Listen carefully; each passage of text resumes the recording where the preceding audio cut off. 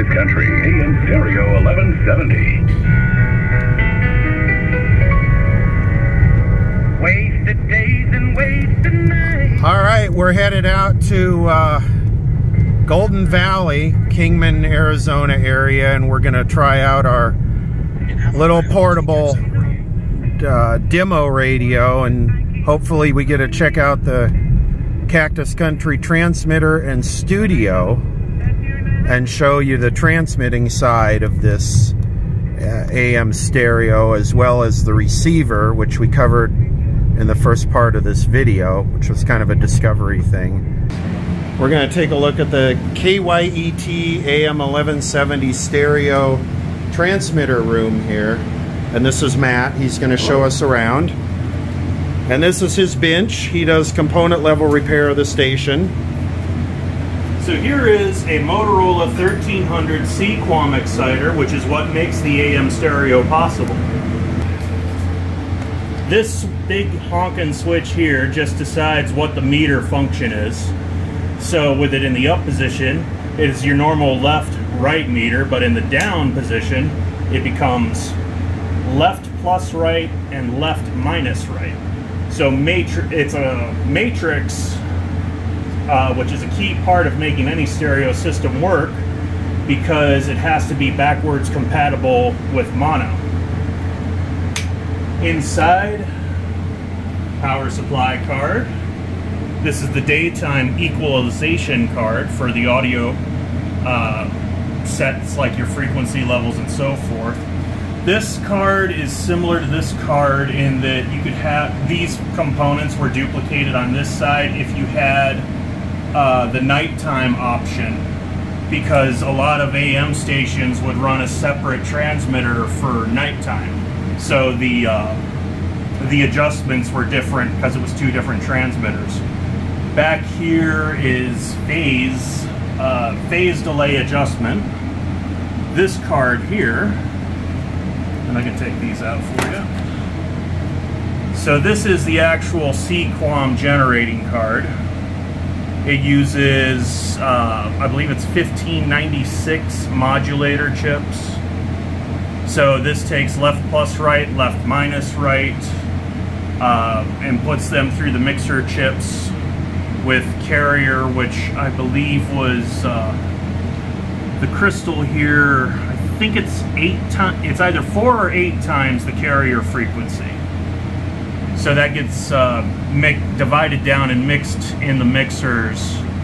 And what's going on in this system is your left plus right information is transmitted just like it would be in an AM transmitter, but left minus right is phase modulated onto the carrier to be decoded. Also on this board is a 25 Hertz pilot tone generator, which clues in the receiver that there's stereo information present and to go look for it. And in some designs it basically just runs the LED on the front panel. It's got the tuning capacitor there. What's the point of that?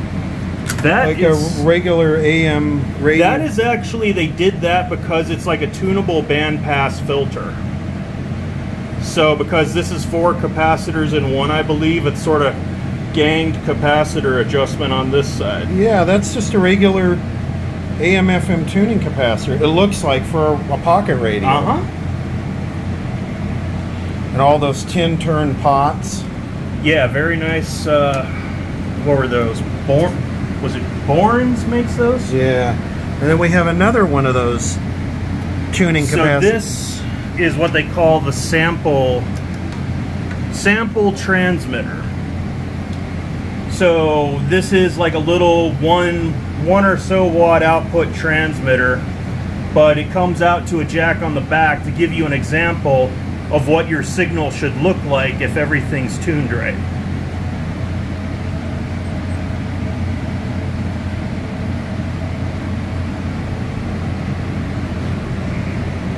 And let's see.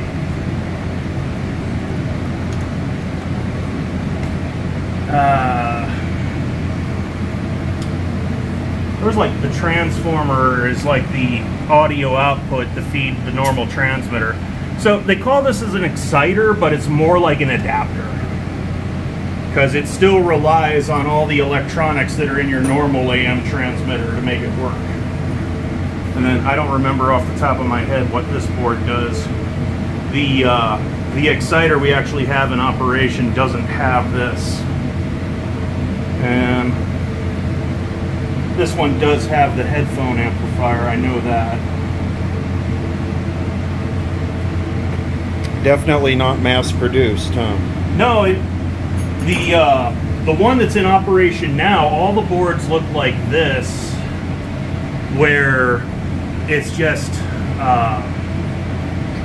yeah, you recognize that from yeah, it definitely recognize has that that from this earlier in the video. I mean, you can definitely tell it came out of the same people. Are all the resistors in a line here too, where the bands are all on one side? Well, I do that when I build stuff. Yeah, but generally they don't. Yeah, it all depends on what the mood of the guy that was actually soldering the thing together for. Because like a board this size could easily take the better part of a day to put all the components in and solder them.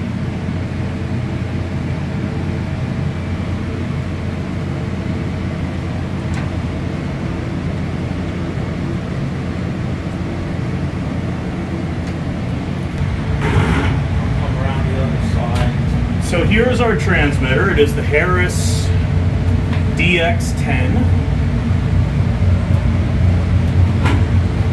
Yes. The DX10 nameplate on this corner actually fell off while we were moving it.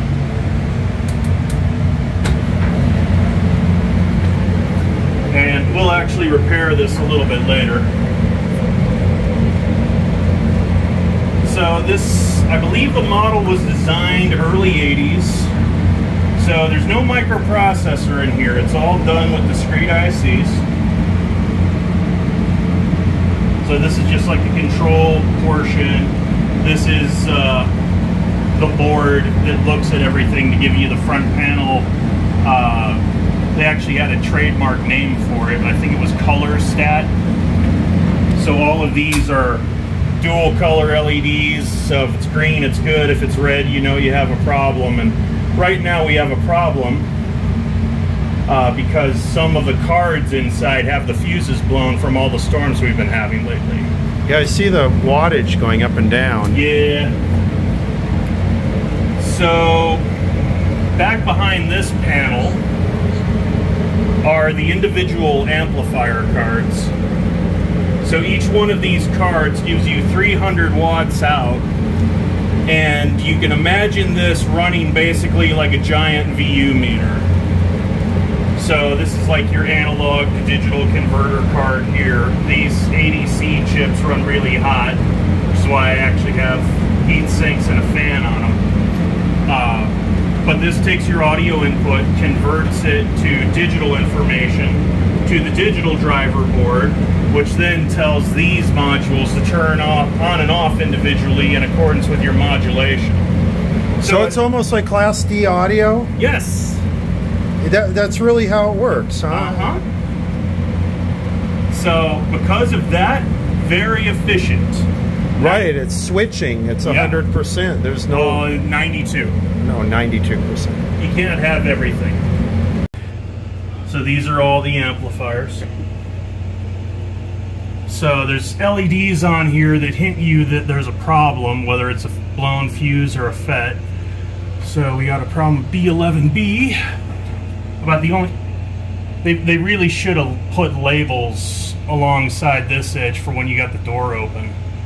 So you can actually see that that's B11B instead of having to do that. But this is what each amplifier looks like. You said those are 300 watts? About that. And it's got 8 FETs. Yeah, it's IRFP 350. Wow, I thought they would be like pill transistors. Low frequency. We're only making a couple of megahertz tops. replace this fuse. Yeah, these are about $6 a piece. Yeah, I was gonna say they those randomly blow every time the power goes out. So that's about the only annoying part. I'm not even sure that one was good. Yep.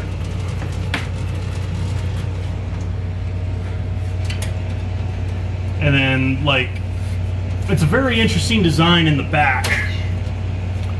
So there's like toroid coils that these connect to, and in the center of the toroid is like a big copper pipe, and that actually like is the output and how it combines all the modules together. And then like the number of windings on each toroid sort of differs, so there's probably some clever math that goes into that, but I don't know what it is off the top of my head.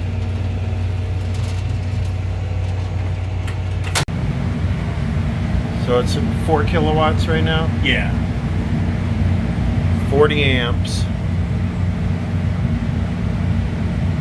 So we'll get that to come You up. can look at the SWR just by pushing a button, huh? The coax comes out of the bottom, huh? Is that right? It's out at the top. It's that thing on top? Yeah. Okay. So that's the SWR. It doesn't even...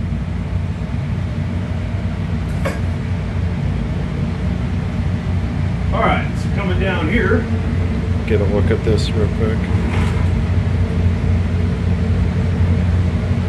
So in the air, starting the air chain, out here, we have a computer running a program called Stereo Tools, which handles our processing, and more importantly, it does NRSC pre-emphasis.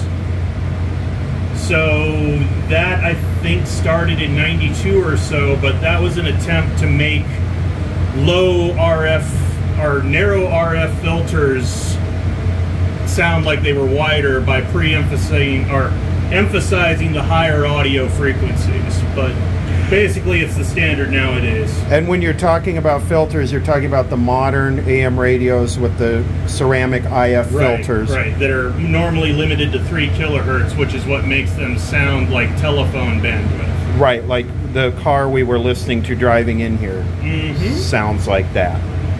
We're allowed to transmit up to 10.2 kilohertz of audio bandwidth, but this program does a very, very nice job of brick wall filtering, so I have it set to 10 kilohertz on the notes. 75 to 10 kilohertz is, or 75 hertz to 10 kilohertz is our audio pass band. So, God, who makes that? Alright, I forget who makes the sound card that's in there off the top of my head, but it's a very nice one with XLR output, and I think it cost us like $2,000 back in the day, and we had it lying around, so put it in the computer. So the output of that sound card comes up into our CQUAM exciter. So this is doing left and right.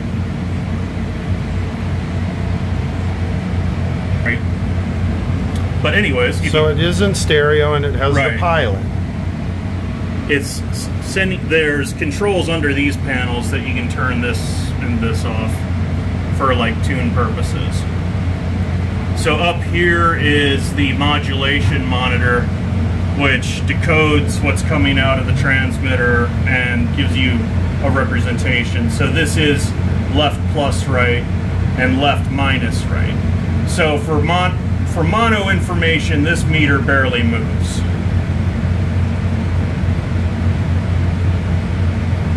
And you can also press these buttons here if you want to look at left and right, how it's decoding them.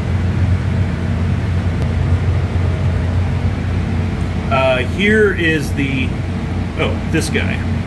So that is a directed electronics HD radio adapter that actually gives you RCA, and it has I believe it has an FM transmitter built into it as well. But the idea was you'd buy that and you'd put it in line with your existing car stereo so you could decode HD radio. But as an unexpected side, what would it be? As an unexpected side effect, it also will decode CQUAM stereo. It just won't give you any hint that it's doing it. But when it does do it, you'll have separation, and I think it has the same problem as the Sangean receivers, as that left comes out of the right channel and right comes out of the left channel. But it does work.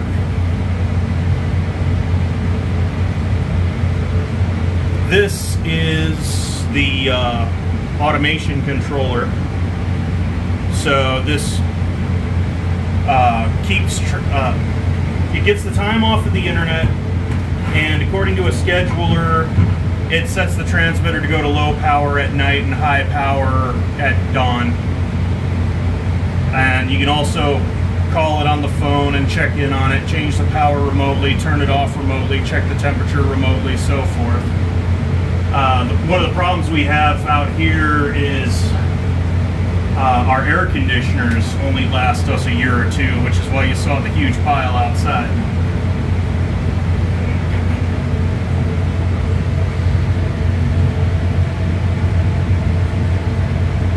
So it looks like we have something playing right now with more stereo separation. Yeah. And it's like, this becomes a gray area because I don't want to get you hit with a copyright strike, but let's go find a radio. So this is the Sony Srf A100. This is basically the gold standard of AM stereo radios. I want to say it came out in the mid-80s, probably 85, 84, somewhere in there. It does a very good job. One of the big problems is it has 10 microfarad capacitors in it that leak like crazy, to the point where when you find one of these, chances are it won't work and most of the copper on the board will be etched away. So that's what this one had, but luckily I was able to see where the traces go and made it work. Yeah. If you look at the bottom here, so there is a switch that determines what stereo mode you want to be in. I think it was in, where was it? There we are. AM stereo mode A and B. So in the mid-80s, there were multiple ways you could transmit AM stereo. So what happened is in the mid-70s, I believe it was the mid-70s, and people might scream at me because I don't know my history exactly right. So what happened was the FCC said, hey, we want to transmit stereo AM, so come up with a way to do it, but you have to maintain the same bandwidth as a normal AM signal, and it has to be backwards compatible with mono. So as it turns out, there were 5 different ways to do it. So you had Motorola competing. Harris made their own system, which I actually do have the Harris Exciter, which I'll show you that here in a second. You had Bel Air, you had Magnavox, and then you had Con Hazeltine. So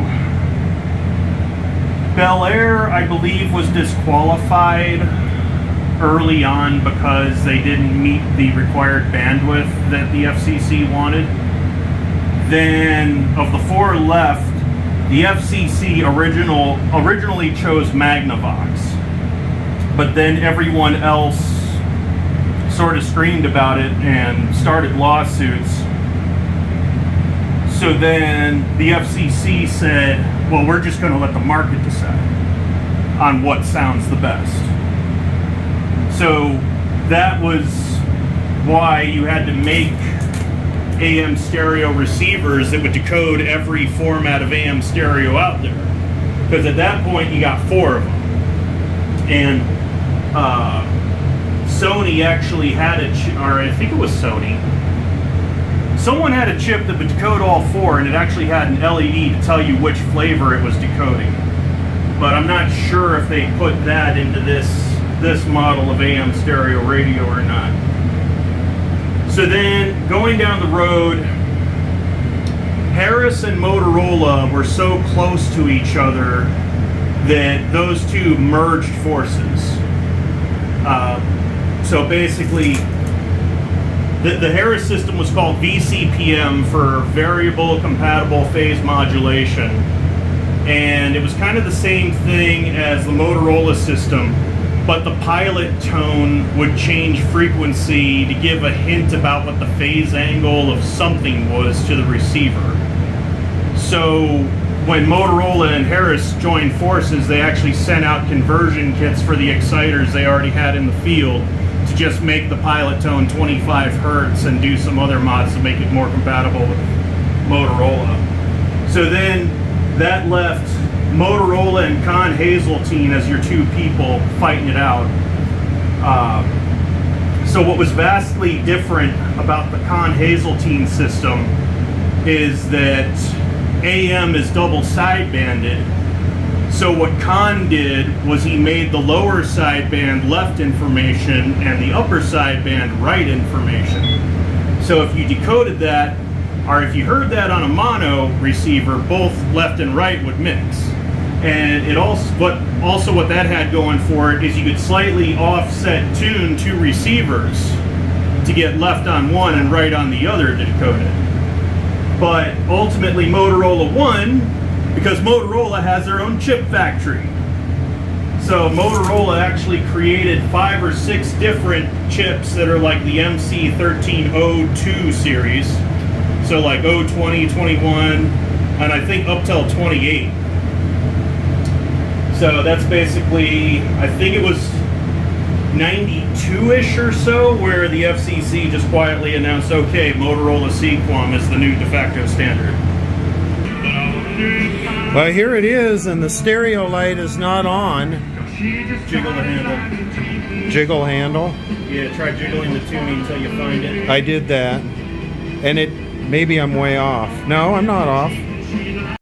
Okay, he's going to knock one of the channels out so we can see if it's actually stereo. We don't know if this radio works. I had no way to test it. His constipation with belly pain, discomfort, and bloating day after day. After realizing it with constipation or IBS-C, he found another way and finally said yes to adding Linzess. Linzess, or linaclotide, is a prescription medicine that treats IBS-C in adults. Linzess works differently than laxatives. It lets you have more frequent and complete bowel movements and helps relieve overall abdominal symptoms, belly pain, discomfort, and bloating. These symptoms were studied in combination. Do not give Linzess to children less than 2 years old. It may harm them. Do not take Linzess if you have a bowel blockage. Get immediate help if you develop unusual or severe stomach pain, especially with bloody or black stools. The most common side effect is diarrhea, sometimes severe. It's not stereo. Stop taking Linzess and call your doctor right away. Other side effects include gas, stomach area pain, and swelling. There could be more to your story with IBS-C. Talk to a doctor today. Say yes to Linzess. Nope. Linzess.com or call 1-800-LINZESS. So the stereo demodulation in this thing is not working. Well, I have a backup chip. We could try changing the chip. Well, I guess I'm going to try and change the chip here since he sent me an extra chip.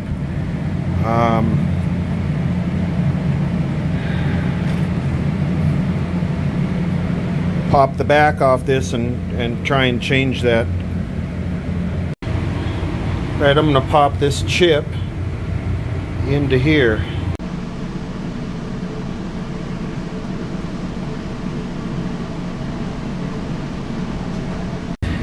The chip has been changed. The only other thing in there is really that blue filter. I don't see how that could go bad. It's powered up. Ceramic resonator. Well, unfortunately the stereo demodulation in this is not working, and I did the low-hanging fruit, which was to change the chip, and it's the same thing, but we're going to do a little demonstration of AM stereo here. And what I've done is I brought a camera with a direct line input, and we're going to use his little Sony AM stereo set here, and he's going to give us a little demo, probably a bunch of 5-second song clips, and we'll let you hear what AM stereo really sounds like on a good receiver. Okay, ready? Go ahead. I want to just get a Oh, I'm just trying to find something for you.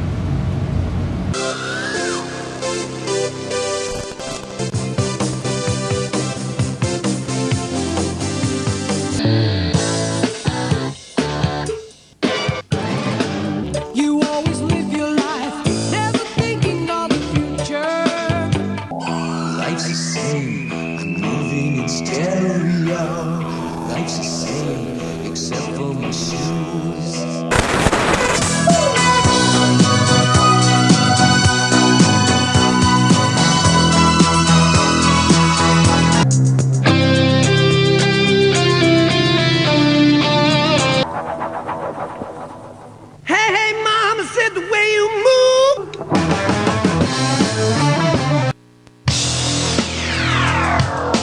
A Monday warrior, mean strike. Today's Tom Sawyer, mean pride.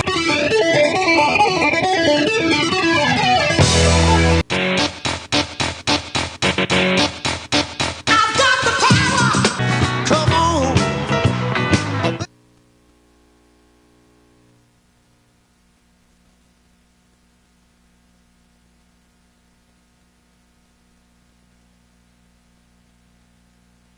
The hunger, we kept a lot of friends, skipped a lot of class, been on top of the world, and 190 feet tall.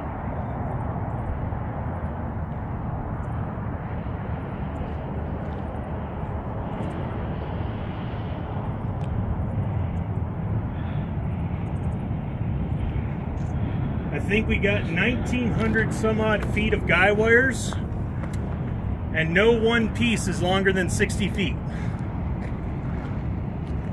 And the whole thing is a radiating element, right? Yes.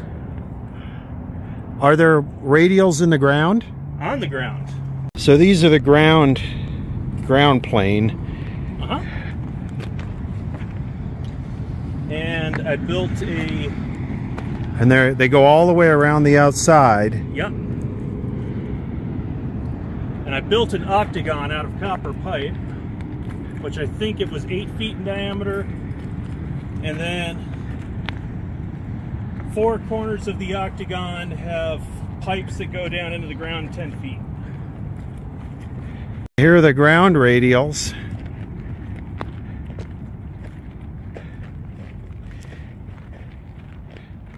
So the tower height is not that critical because you're using a matching network. Right. We can compensate for that with the tuning, but the correct electrical wavelength of our frequency would be 210 feet for a quarter wave.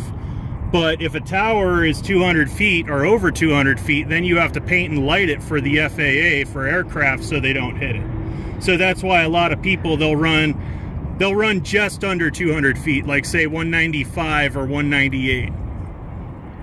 And then they electrically make it longer with the matching network. Or you can also put a capacity tuning head at the top, which we don't have. What's at the top is a static dissipation ring.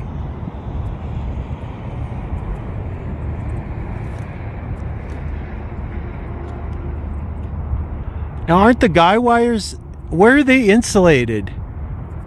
Okay, look up. You see like these little balls every so often? Those are the insulators. So there's 24 of them total, as I recall. So the guy wires are insulated from the radial thing. It's not. Right. They're not part of it. If you look up, you see rods right next to the towers. So those are fiberglass rods of varying length at the different heights.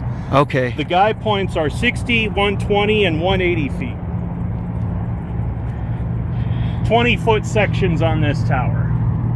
And then in the guy wires, it's 2,000 total feet of guy wire, but no piece is longer than 60 feet.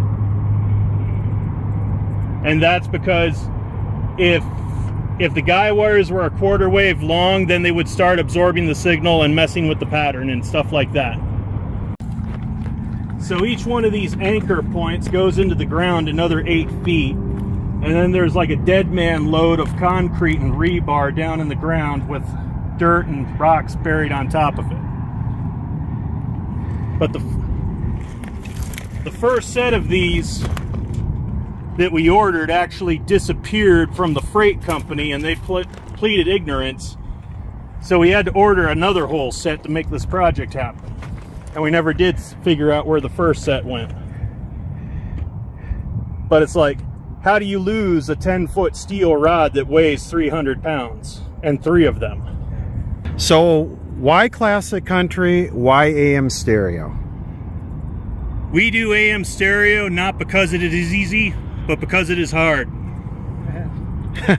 No, really what it blows down to is when I started engineering for the owner of the station, he pointed at the bottom of the rack and he said, "You know, that's the AM stereo exciter, don't you?" I'm like, "Really?" "Yes, sir." So then from that point forward, It was our mission to make this bad boy AM stereo. And it's classic country because, well, the owner likes country. And classic is fitting with AM. Otherwise, it'd be talk radio or sports or something like that. And there's no point for that to be stereo. Right.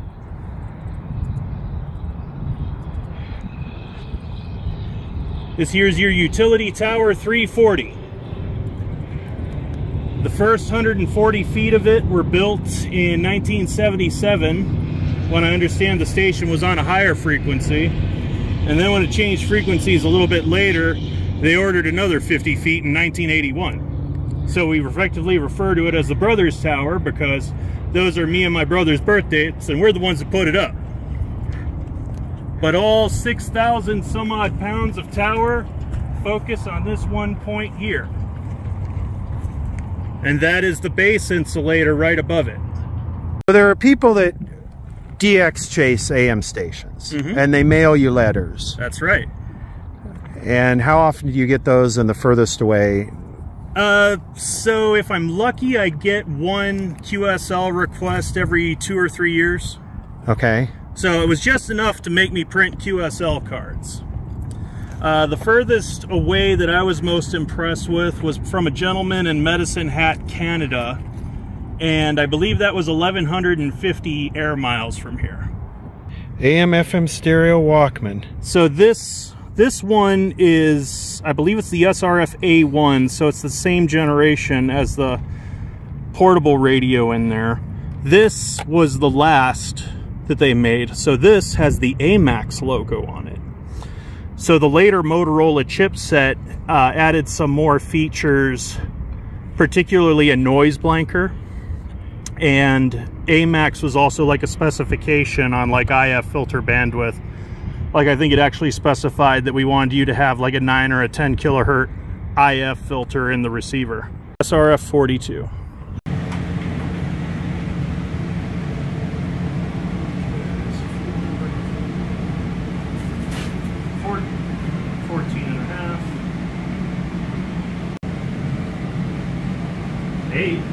So that's a CQUAM chip.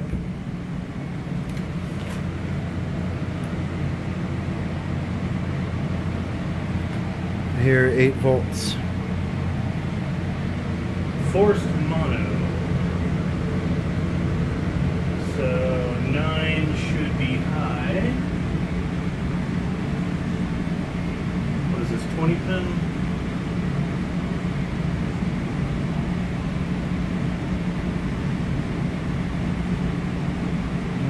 Maybe you can leave it floating. What do we think, it's pulled low? Well, it seems low. According to this, there should be 100K going high to 8. Or maybe you can leave it floating. But that sounds awfully distorted.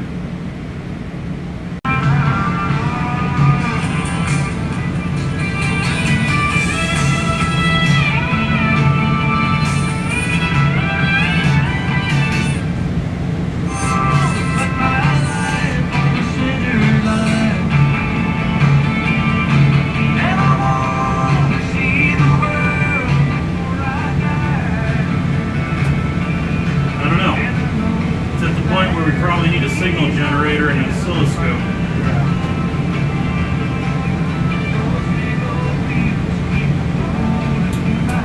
Sounds good. Well, unfortunately, the stereo decoder on this didn't work. I changed the chip kind of out in the field.